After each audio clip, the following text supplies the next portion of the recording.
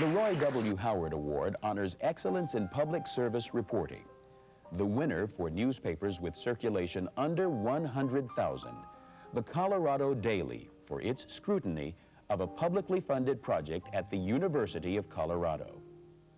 The Colorado Daily was curious when Colorado University President John Buckner presented a multi-million-dollar educational initiative without a plan and placed a long-time, inexperienced friend in charge. Investigators then became concerned when they were told her contract was lost.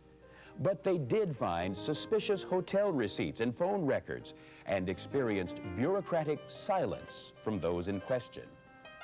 The fact that a newspaper of this size, literally with a handful of staff, could do a project like this and stay with it single-mindedly, determinedly, not ever lose its way or lose its focus, but just stay on the question of how this project was being managed, who the managers were, how much was being spent on it, with a relentlessness and a focus, and in the environment, because they're so small, a great deal of difficulty. That was what impressed the judges. They were banned from meetings and denied access to public records, but through committed, persistent research, the news staff of 4 cataloged 7,500 pages of Colorado University documents. Their findings led to even more challenges for the paper. Their reports were questioned and criticized, but they proved their case, resulting in the president's resignation and change in Colorado's open records laws. Accepting the award for public service reporting excellence in the small newspaper category is Pamela White, editor, the Colorado Daily. Presenting is Paul Scripps, Foundation trustee. The prize is a trophy and $2,500.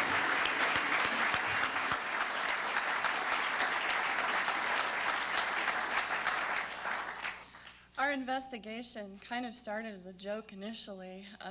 This initiative that President Buechner had launched was called the Total Learning Environment, and it wasn't long before you saw the initials TLE on everything that was coming out of the university, from stationery to coasters.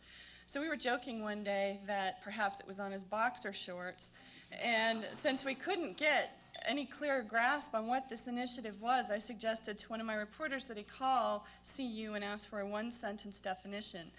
Well, we knew we had a story when the PR flack on the other end of the phone said, "Can we get back to you tomorrow?" So we started digging around and very quickly ran into a brick wall, and that brick wall was the unspeakable arrogance of a university president who felt that his position left him free from public accountability. He refused to answer our questions. We never even had a single interview with the man. We could not get access to the records. We had to take them to court. And what we found was a paper trail that led to Washington, D.C., interestingly enough. We did our best to stay on the story. Pretty much everybody you see up here is the staff that we had at hand. And we knew that we had a big task ahead of us. CU is an institution with a $2 billion a year budget, a staff of spin doctors that's bigger than our entire newspaper staff, and the best lawyers that they can afford when we have an annual budget of $300,000. But our newsroom slogan, the thing that we go by, is find the bastards and nail them to the wall.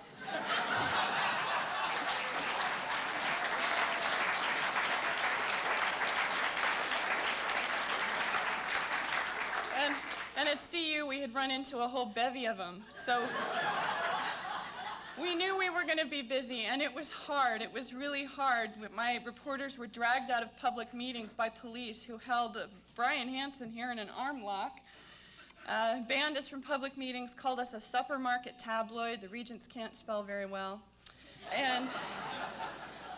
But in the end,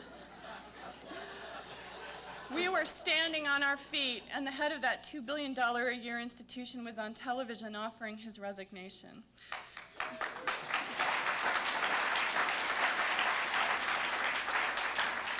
Now, the most incredible thing to come out of that investigation was the support we managed to muster for one another 7 days a week for 5.5 months as we relentlessly faced down their accusations and name-calling in public. Tonight is the second most amazing thing to come out of it. To win an award for public service when public service is indeed the job of journalism is a great honor. And on behalf of the staff of the Colorado Daily, which you're pretty much looking at here, I thank you all very much.